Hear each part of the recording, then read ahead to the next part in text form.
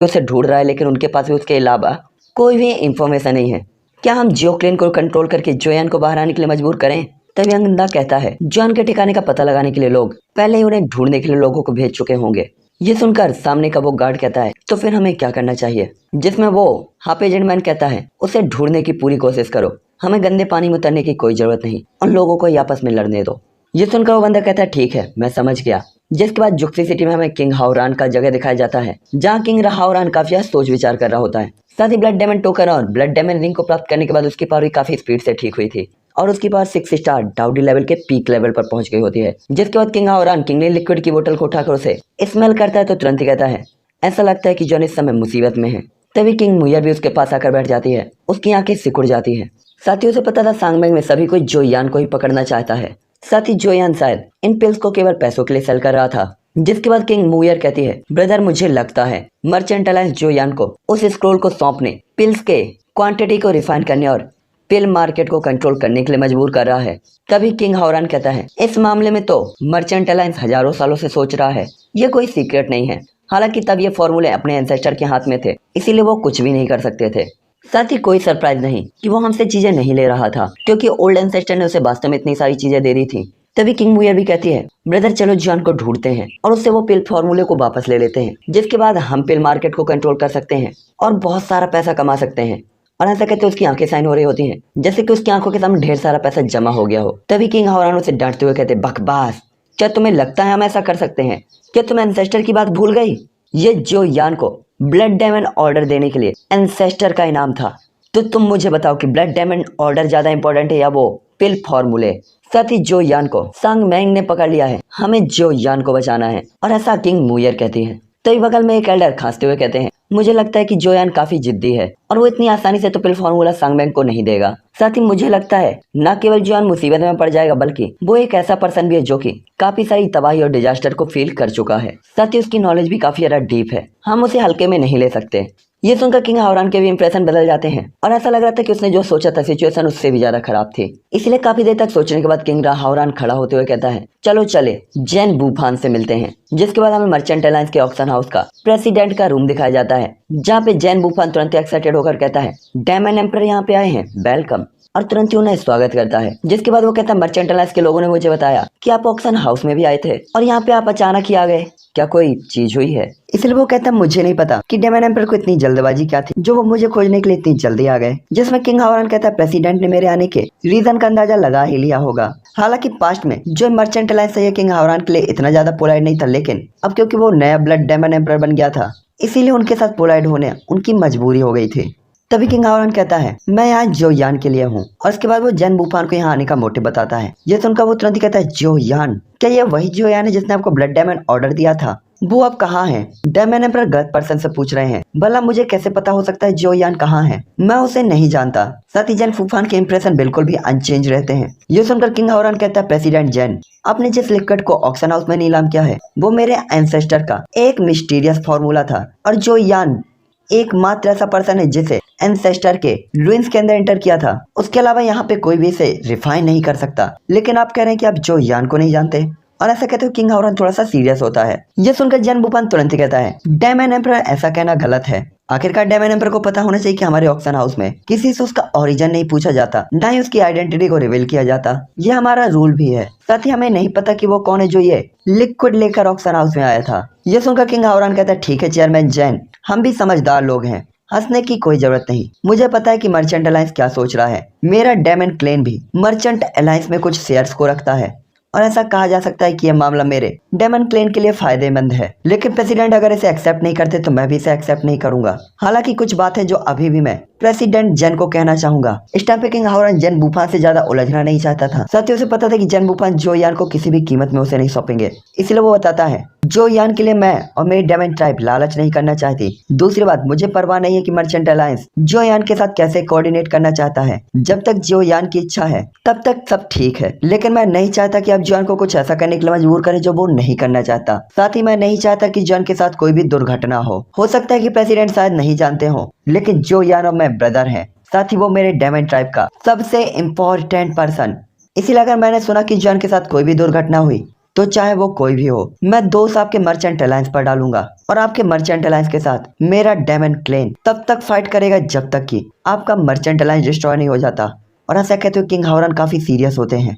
ये सुनकर जैन वुफान स्माइल करता और साथ ही किंग हावरान की तरफ देखते हुए सीरियस तरीके से कहता है, चिंता ना करें डेमन एम्परर, अगर जुआन हमारे पास है तो हम निश्चित तौर पर उसकी पूरी ही सिक्योरिटी करेंगे और उसे कभी कोई नुकसान नहीं पहुंचाएगा। साथ ही जब जरूरत होगी तो वो डेमन एम्परर से उसकी मदद के लिए भी कहेगा। ये सुनकर किंग हावरान काफी देर तक जैन वुफान को देखते हैं और चुपचाप सिर हिलाकर खड़ा होते हुए वहां से निकल जाते हैं। किंग हावरान के चले जाने के बाद जैन वुफान तुरंत ही जेनी और ले साओलोंग को बुलाता है, जिसके बाद वो कहता है, सभी लोग अब जोयान को टारगेट कर रहे हैं और हम बहुत प्रेशर में हैं, तो आप सभी लोग अपने अपने थॉट बताओ। ये सुनकर साओलोंग तुरंत ही कहता है, इसमें भला परेशानी वाली बात क्या है, बस उसे सीधे मार डालिए और उससे ओल्ड डेमन एम्परर के सारे पिल फॉर्मूले मिल जाएंगे और शायद कुछ और भी रेयर ट्रेजर्स भी हमें उससे मिल जाएं।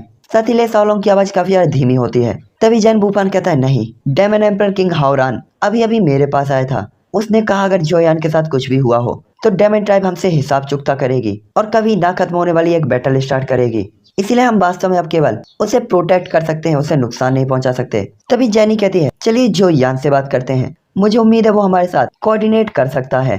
तभी साओलोंग सजेस्ट करते हुए कहता है, मुझे ऐसा नहीं लगता, क्या अगर तुम जोयान होती तो तुम फॉर्मूले देने के लिए इतनी आसानी से एग्री हो जाती। तभी जेनी कहती, चलो उसे उसकी प्रेजेंट टाइम की सिचुएशन के बारे में बताते हैं, जिसके बाद हो सकता है कि वो हमारे साथ कोऑर्डिनेट करने को रेडी हो। तभी ले साओलोंग कहता है, क्या ये खतरनाक नहीं है, क्या आपको लगता है कि जॉन इस पर विश्वास कर सकता है, और इसके अलावा उसके पास डेमन एम्परर जैसा एक बिग ब्रदर है, उससे बात करने से काम नहीं चलेगा। दूसरी तरफ जैन वुफान जो कि चेयर पे बैठे हुए होते हैं, अचानक ही वो जब ले साओलोंग की बातों को सुनते हैं तो उनकी आंखें साइन होती है जैसे उन्हें कुछ थॉट आ गया हो। जिसके बाद साओलोंग कहते हैं, मुझे अभी याद आया, क्या पिल पवेलियन की मीटिंग पहले ऑर्गेनाइज नहीं होने वाली है, मुझे लगता है कि जोयान वहाँ पे जाना चाहता होगा, इसलिए हम वही करेंगे जो हम कर सकते हैं। जोयान को आप पिल कंपटीशन के बारे में बताएं, मुझे लगता है कि वो भी वहाँ पे जाएगा, ऐसा कोई अल्केमिस्ट नहीं होगा जो इसे छोड़ना चाहेगा। तभी ले साओलोंग तुरंत ही कहता है, प्रेसिडेंट ये अच्छा थॉट है, लेकिन मुझे चिंता है कि अगर जोयान के लिए सिचुएशंस कुछ ज्यादा ही बिगड़ गई तो क्या होगा। तभी जेनी भी अपने थॉट को रखते हुए कहती है, सिचुएशन चाहे कितनी भी हाई क्यों ना हो, ये सिर्फ एक सिचुएशन है और प्रॉफिट से ज्यादा कुछ भी नहीं, वो भी पिल मार्केट के प्रॉफिट के कंपैरिजन में तो कुछ भी नहीं। तभी जैन वुफान कहता है, जेनी तुमने सही कहा, ये छोटी लड़की वास्तव में बड़ी हो गई है, तो अब हम जोयान के जगह को प्रोटेक्ट करेंगे ताकि कोई गलती ना हो। हालांकि जब सभी आर्मी सांगमैंग में जोयान को ढूंढ रही होती है तो जोयान को सेव करने के लिए सांगमैंग के पीछे एक हिडन रूम की व्यवस्था कर दी गई होती है।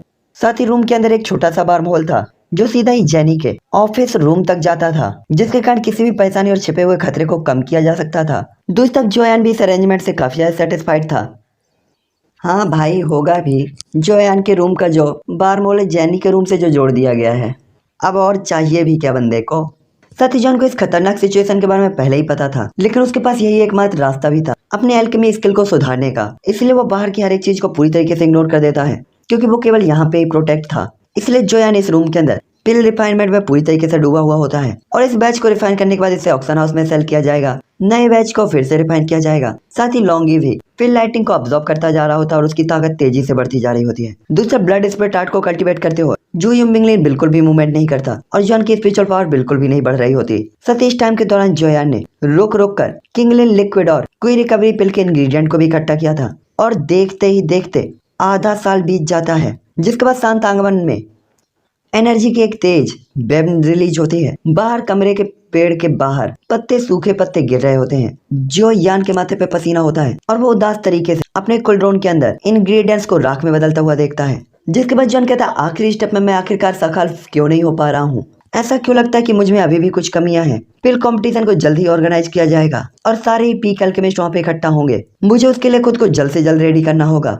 जिसके बाद जोयान सारे ही रिफाइंड पिल्स को उठाकर जेनी के रूम में पहुंचता है। तभी जेनी कहती है, my Lord, alchemist meeting start होने वाली है, क्या आप भी वहां जाने की स्ट्रेटजी बना रहे हैं। जिसमें जॉन कहता है, मैं जाना तो चाहता हूँ। तभी जेनी कहती है, तो क्या आप हमारे साथ चलना चाहेंगे, और जॉन को इनवाइट करती है। ये सुनकर जॉन कहता है, तब तो फिर मुझे मिस जेनी को परेशान करना ही होगा। और जॉन इसके लिए एग्री होता है क्योंकि उसे नहीं पता था कि पिल मीटिंग को कहाँ पे ऑर्गेनाइज किया जाना है। लेकिन जेनी और बाकी लोग के साथ उसे इन चीजों को ढूंढने में काफी आसानी हो सकती थी। जिसपे वो कहती है, तब तो मुझे कुछ गलत फील होगा। यंग मास्टर की सेफ्टी और सिक्योरिटी के लिए उन्हें मेरे ग्रुप के अंदर ही रहना चाहिए।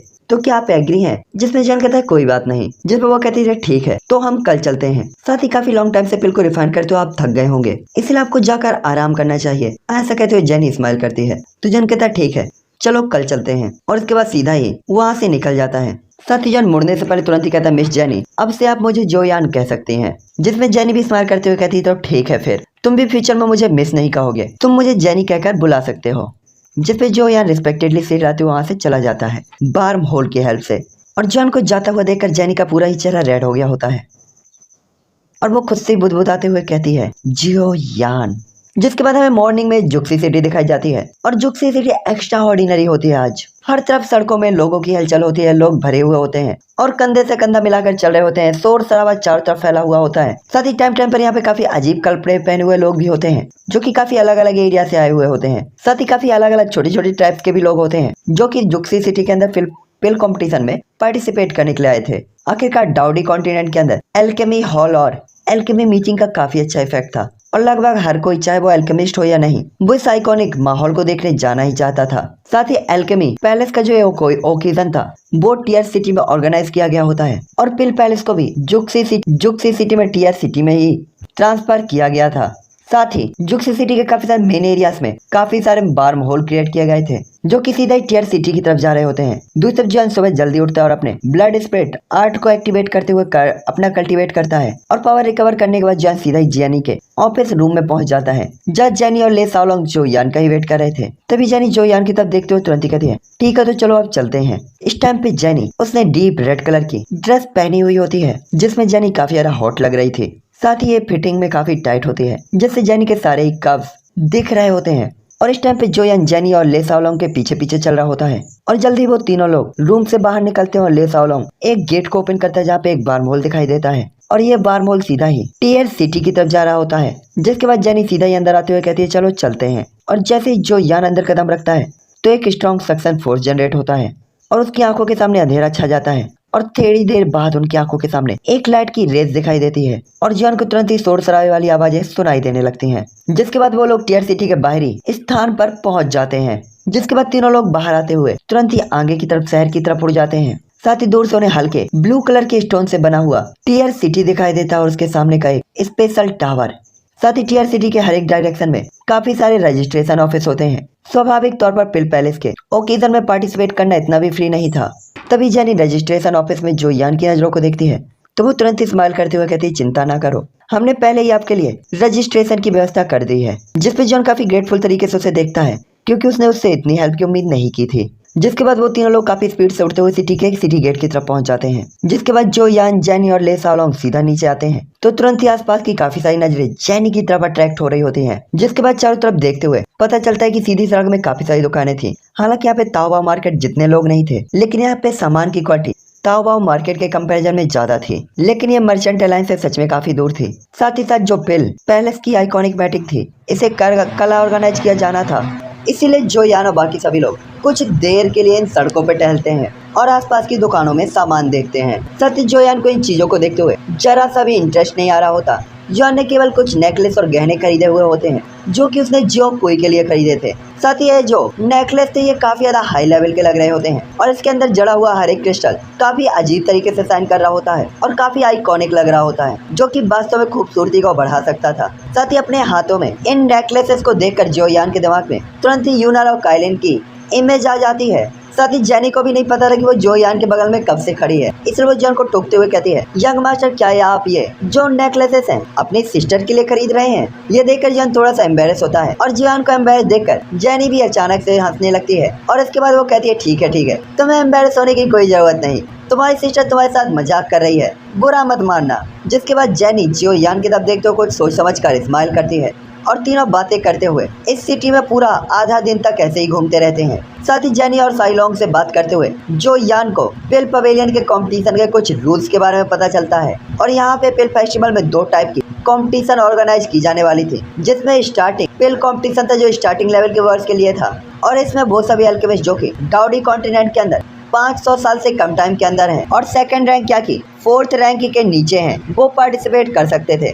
और सीधे तौर पर ये न्यू टैलेंटेड लोगों को डायरेक्ट चूज करने का कंपटीशन था। साथ ही बिगिनर स्किल कंपटीशन के इस ऑक्शन में या ओकेजन में या कि जो सेलिब्रेशन में पार्टिसिपेट करने वाले सभी अल्केमिस्टों को बेहतरीन ढंग से बैचों में डिवाइड किया गया था और हर एक बैच में 100 लोग थे, जिसमें से टॉप 5 ही अगले फेज में एंटर होने वाले थे और उसके बाद हर एक फेज उसी तरीके से कंटिन्यू रहेगा और अंत में 100 लोग फाइनल में एंटर करेंगे और उनमें से टॉप 3 को प्राइजेस दिए जाएंगे। जिसके बाद दूसरा कंपटीशन सबसे इंटरेस्टिंग कंपटीशन था, जिसे याओ जून कंपटीशन कहा जाता था। साथ ही दोनों कंपटीशन का जो मेथड है वो सेम ही है, लेकिन याओ जून कंपटीशन के अंदर पूरे कॉन्टिनेंट के टॉप लेवल के अल्केमिस्ट आने वाले थे, जो कि मेनलैंड के अंदर काफी ज्यादा पॉपुलर भी हैं और वो वहाँ पे अपनी स्ट्रेंथ दिखाने वाले थे। और याओ जून कंपटीशन के कारण पिल पैलेस की ग्रैंड मीटिंग इतना बड़ा अट्रैक्शन बन गया था कि यहाँ पे अनगिनत अल्केमिस्ट यहाँ पे आया करते थे। साथ ही अपने टैलेंटेड अल्केमिस्ट और उनकी पावर के साथ मेनलैंड के अंदर पिल पवेलियन सच में काफी ज्यादा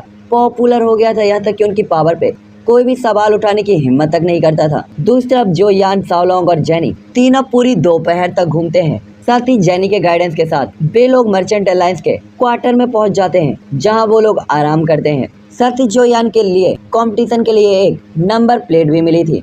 तभी जो चैम्बर ऑफ कॉमर्स की इतनी बड़ी ब्रांच को यहाँ देखते हुए काफी ज्यादा हैरान होता है और खुद से ही कहता है कि इतनी बड़ी ब्रांच को यहाँ क्यों स्टेब्लिश किया गया है। जॉन को पता था कि हालांकि जो मर्चेंट अलायंस वो काफी ज्यादा रिच सेक्ट है या कि गुट है, लेकिन इतनी आलीशान इमारत बनाना ये इतना भी आसान नहीं रहा होगा। तभी जेनी कहती है ये नए प्रमोट हुए डाउडी के वेलकम के लिए है, एक ऐसी जगह बनाई गई है। वैसे किसे और भी ज्यादा सुंदर होना चाहिए, वरना हम न्यू टैलेंटेड पर्सन्स को अट्रैक्ट कैसे करेंगे। जिसके बाद वो बताती है कि डाउडी कॉन्टिनेंट के अंदर हर जगह टैलेंटेड पर्सन्स की रिस्पेक्ट की जाती है और सभी लोग यहाँ पे एक दूसरे से कॉम्पिटिट कर रहे हैं। साथ ही साथ हर कोई यहाँ कॉम्पिटिट करता है, तो जिसके पास जितने ज्यादा टैलेंटेड पर्सन होंगे उसकी फैमिली उतनी पावरफुल होगी। इसलिए यहाँ पे हर एक फैमिली अपने आप को आगे रखने की कोशिश करती है। हालांकि जिनके पास फैमिली होती है उन्हें अपने क्लेम द्वारा ले लिया जाता है, लेकिन जिनके पास कोई फैमिली नहीं होती वो वास्तव में किसी न किसी सेक्ट को ज्वाइन करने के बारे में सोचते हैं। साथ ही साथ जो भी लोग अलग अलग ग्रुप में शामिल होते हैं तो उन्हें एक स्ट्रॉन्ग आर्मर दिया जाता है, जो कि बारमोल के प्रेशर को झेलने में उनकी मदद कर सकता है। ये सुनकर जो यान को भी समझ में आता कि कोई आश्चर्य नहीं, जब वो टीयर सिटी और मोयुन टाउन आया था तो इतने सारे लोगों को आर्मर पहने हुए देखा था। जिसके बाद जॉन कहते तो ये लोग अब इन आर्मर्स को क्यों नहीं पहनते। उसे पता था इन आर्मर्स की हेल्प से डिफेंस को और भी ज्यादा इंकरेज किया जा सकता था। तभी जेनी कहती है ये आर्मर्स बहुत ज्यादा यूजफुल नहीं है, ये मेटल से बने हुए आर्मर केवल डाउडी लेवल के पावर हाउस को रोक सकते हैं। साथ ही वास्तव में हाई लेवल के आर्मर हाई लेवल के मॉन्स्टर बीस्ट की स्किन और साथ ही साथ बोन्स से बनाए जाते हैं, जिससे जो यान भी समझ जाता है और सिर हिलाते हुए कोई भी क्वेश्चन नहीं करता। जिसके बाद वो तुरंत कहता है मुझे अब जाकर पिल कंपटीशन के लिए तैयारी करनी चाहिए और अपने रूम में जाकर जॉन कल्टीवेट करना स्टार्ट कर देता है। जिसके बाद जॉन ब्लड स्प्रेट आर्ट को एक्टिवेट करता है और इसके साथ कल्टीवेट करता है, लेकिन उसकी स्पिरिचुअल पावर में कोई भी सुधार नहीं हो रहा होता। जिससे जॉन थोड़ा सा हेल्पलेस होकर अपना सिर हिलाते हुए कहता है ऐसा लगता है कि ब्रदर किंग ने सही कहा था, जब तक मेरे पास घोस्ट सोल मैं रिफाइन नहीं कर लेता तब तक ये ब्लड स्प्रेट आर्ट मेरे किसी काम की नहीं और इसकी हेल्प से मैं अपनी स्पिरिचुअल पावर को नहीं बढ़ा पाऊंगा। जिसके बाद जॉन ओरिजिन को कल्टीवेट करना स्टार्ट कर देता है। हालांकि जब जॉन कल्टीवेट कर रहा होता है तभी सिटी के अंदर अजीब सा फ्लक्चुएशन होता है और इसके बाद मर्चेंट अलायंस के सदे धाजे लोगों का एक ग्रुप अपीयर होता है, जो कि काफी ज्यादा पावरफुल और से भरा हुआ होता है। और इस मर्चेंट अलायंस के ग्रुप को लीड करने वाला पर्सन चेयरमैन जेन वुफान होते हैं और उनके ग्रुप के अंदर एक ब्लैक कलर के कपड़े पहने हुए पर्सन होता है, जिसकी शक्ल साफ दिखाई नहीं दे रही थी। और जैसे ही मर्चेंट अलायंस के चेयरमैन सामने आते हैं तो तुरंत ही काफी लोगों का ध्यान उनकी तरफ अट्रैक्ट होता है। जिसके बाद जैन बुफान अपनी टीम को लीड करते हुए टीयर सिटी की तरफ पहुंच जाते हैं। हालांकि सभी की नजर जैन बुफान पर नहीं बल्कि उस काले कलर के कपड़े पहने हुए पर्सन पर टिकी हुई होती है। साथ ही उस ब्लैक पर्सन का जो ऑरा होता है सभी को तुरंत ही पता चल जाता है, जो कि 3 स्टार डाउडी लेवल पर था। ये सुनकर सभी की चर्चाएं स्टार्ट हो जाती हैं कि इस तरीके का 3 स्टार डाउडी लेवल का वॉरियर जिस इतनी हाई सिक्योरिटी दी गई है वो वास्तव में कौन है। क्या ये वो पर्सन हो सकता है जिसने किंगलिन लिक्विड को और ब्लड कोई पिल को रिफाइन किया है। और इस टाइम पे कुछ ही टाइम के अंदर ये news human tribe, damage tribe, monster tribe, shadow league और पिल पैलेस जैसे सभी ताकतवर पावर हाउसेस के पास पहुंच जाती है। तभी दूर से कई लोगों की आंखें साइन होती है और वो फुसफुसाते हुए कहते हैं ब्रदर वो व्यक्ति जो यान होना चाहिए, ये सही होना चाहिए। मर्चेंट अलायंस वास्तव में इतना सुंदर है। तभी एक काफी सुंदर सी लड़की कहती है सच में मर्चेंट अलायंस तो काफी पावरफुल है और अपने बगल में लाल बालों वाले हाफ एजेड मैन को देखती है तो वो लाल बालों वाला हाफ एजेड मैन अजीब तरीके से स्माइल करते हुए उसकी आंखें सिकुड़ जाती है और आंखें साइन होती हैं। जिसके बाद वो कहता है, मुझे डर है कि ये इतना भी आसान नहीं। दूसरी तरफ जॉन अपने रेगुलर टाइम पर उठता है और धक्का देकर डोर ओपन वाला स्थान है जो कि स्पेस के भीतर की एक जगह है और इसके अंदर कई लेयर्स लगाई गई हैं और इसका स्थान का यूज पिल रिफाइनमेंट के लिए किया जाता है और ये पिल असेंबलिया की पिल पैलेस का ही एक ट्रेजर है। दूसरी तरफ ये ब्लू लाइट आसमान में उठते ही तेज तलवार की तरह सीधा ही वॉइड के अंदर चली जाती है, आसमान को चीरते हुए। साथ ही इस नीली लाइट के अंदर से तेज लाइट साइन होती है जिससे सभी की आंखें चौंधी आ जाती हैं और एक अजीब आवाज के साथ ये लाइट गायब हो जाती है और एक काफी ज्यादा तेज सक्शन फोर्स जनरेट होता है जो कि सभी को अचानक से अपने अंदर खींच लेता है और ऐसा लगता है जैसे टीयर सिटी कहीं गायब हो गई हो। जिसके बाद सभी लोग ग्रेन स्पेस या किसी स्पेस में चले गए होते हैं और मैदान के बाहर खुली जगह पे खड़े हुए होते हैं जहाँ काफी शोर होता है। तभी एक आवाज आती है शांत और ऐसा लगता है कि ये हेवन से आई हो। तुरंत ही सभी लोग कांपने लगते हैं। जिसके बाद वो आसमान में अपने ऊपर उस फिगर को देखते हैं जिसने ये बोला था, तो सभी लोग तुरंत ही शांत हो जाते हैं। साथ ही डाउडी कॉन्टिनेंट के अंदर पावरफुल हाउसेस में से एक डांडियान की रेपुटेशन को देखा जा सकता था। साथ ही डांडियान में एक पिल पैलेस था तो पिल पैलेस की रेपुटेशन को देखा जा सकता था। जिसके बाद हवा के नीचे एक पावरफुल ऑरा निकलता है जो नीचे के लोगों की तरफ आ रहा होता है और ये कोई और शख्स नहीं बल्कि पिल पैलेस के मशहूर मास्टर होते हैं। साथ ही पिल हॉल के मास्टर के पीछे एक काफी ऊंचा स्टोन फ्लोर होता है। साथ ही इन ऊंचे फ्लोर्स के ऊपर फ्री विंग रूम होते हैं और ये वो जगह थी जहाँ पे मेन पावरफुल पावर हाउसेस बैठकर पिल कंपटीशन देखते थे। जिसके बाद मास्टर ऑर्डर देते हुए कहते हैं जो भी लोग इसमें पार्टिसिपेट करना चाहते हैं वो अपनी नंबर प्लेट्स के साथ मैदान के अंदर एंटर करें। बाकी लोग अगर कुछ भी गलत करते हो तो उन्हें पनिशमेंट दी जाएगी। जैसे ही डांडियान के पैलेस मास्टर अपनी बात को कंप्लीट करते हैं, कंपटीशन एरिया के सामने काफी सारी ह्यूमन फिगर्स एक एक करके बाहर निकलती हैं। साथ यहाँ पे काफी पावरफुल औरे भी होते हैं जिनकी पावर 5 स्टार डाउडी तक पहुंच गई होती है, जिससे तो जॉन को लगभग घुटन फील हो रही होती है और अब उसे पता चलता है कि पावरफुल पावर क्या होती है।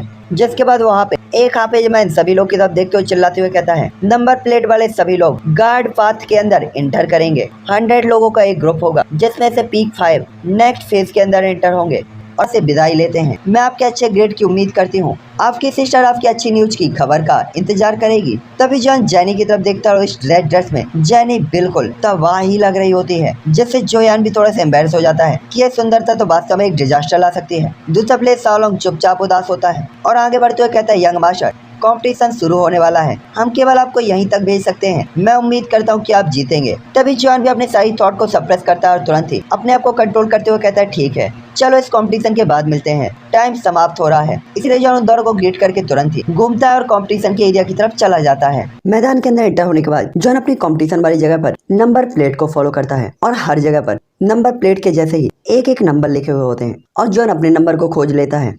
जिसके बाद जॉन अपने आसपास के कॉम्पिटिटर एल्केमिस्टों को देखता है और फिर पालथी मारकर बैठ जाता है और आराम करने लगता है और साथ साथ कंपटीशन के ऑफिशियली स्टार्ट होने का वेट करने लगता है। हालांकि जब यहाँ पे बिगिनर कंपटीशन स्टार्ट हो रहा होता है तो दूसरी तरफ माउंटेन पीक पर याओ जून कंपटीशन भी स्टार्ट होने वाला होता है।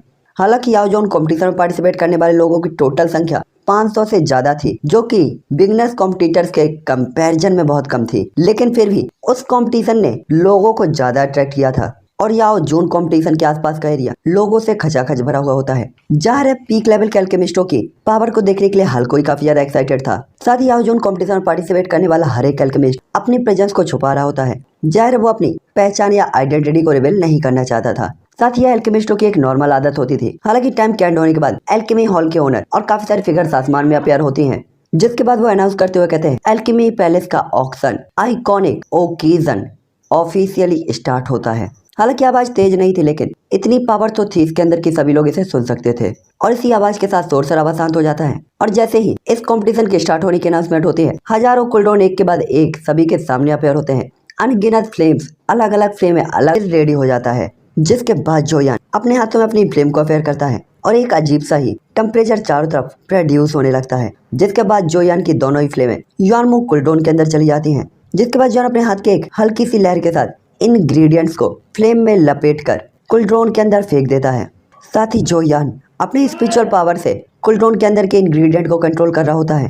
तभी जॉन के बगल में टोपी पहने हुए पर्सन जॉन को तिरछी नजर से देखता है, जिसने पहले ही रिफाइनमेंट को स्टार्ट कर दिया था। साथ ही वो बंदा काफी हैरान था कि बाकी सबकी फ्लेम एक जैसी थी, लेकिन जॉन की फ्लेम इतनी खतरनाक कैसे थी, जिसके टेम्परेचर के कारण उसकी फ्लेम भी डर रही होती है। साथ ही यहाँ पे टाइम धीरे धीरे बीत रहा होता है। ऊंचे मंच पर सभी लोग और एल्डर्स इस चीज को काफी इंटरेस्टिंग तरीके से देख रहे होते हैं। साथ ही किंग हावरान और किंग मुयर भी बैठे हुए होते हैं। साथ ही जोयान को देखने के लिए बड़ी उम्मीद से चारों तरफ देख रहे थे।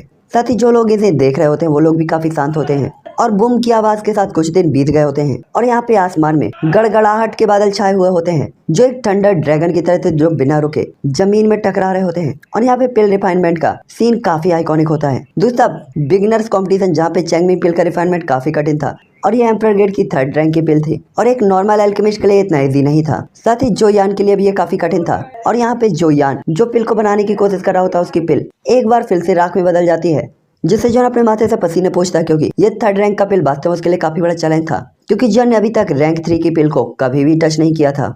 जिसके बाद जॉन की भौहें आखिरी सेट पर रुक जाती है क्योंकि 2 सेट पहले ही खराब हो चुके थे और अब जॉन के पास केवल आखिरी मौका था। जिसके बाद जॉन अपने दिमाग में पिल रिफाइनमेंट के हर एक स्टेप को याद करता है तो उसे कोई भी कमी नहीं दिखाई देती। तो उसे समझ में नहीं आता कि वो लास्ट स्टेप को कवर या कंप्लीट क्यों नहीं कर पा रहा है और हमेशा लास्ट स्टेप में क्यों वीक हो रहा है। साथ ही जॉन इसका पता नहीं लगा सका था इसीलिए वो काफी उदास महसूस कर रहा होता है। जिसके बाद वो अपने नजरों को घुमाकर टोपी पहने हुए लड़के की तरफ देखता है जिसने अपनी जेट की बोतल में उस लिक्विड को इकट्ठा किया था जिसे उसने अभी अभी बनाया था। जिससे जॉन को ये बहुत अजीब लगता है कि इसने तो पहले ही एक पिल को सक्सेसफुली कंप्लीट कर लिया फिर ये रिफाइनमेंट को कंटिन्यू क्यों किए हुए है। क्या ये वास्तव में पिल की क्वालिटी को बढ़ाना चाहता है या अपनी पिछली पिल की क्वालिटी से सेटिस्फाइड नहीं है। साथ ही जॉन ने देखा था कि ये आदमी काफी ज्यादा एक्सपर्ट था और उसके हाथ में इंग्रेडिएंट बिल्कुल एक जिंदा चीज के साथ थे जिसे वो अपने थॉट के साथ हेर फेर कर सकता था। साथ ही उसकी ब्रीथ डैमेज वाली थी जिससे जॉन समझ गया था कि ये डैमेज ट्राइब का मेंबर होगा। साथ ही उसका कूलडाउन काफी ज्यादा नॉर्मल लग रहा होता है। साथ ही उसके कूलडाउन के अंदर एक फ्लेम होती है जो कि शायद बीस्ट फायर की तरह लग रही होती है। साथ ही जॉन ने उस पिल के लिक्विड की क्वालिटी से भी फील कर लिया था कि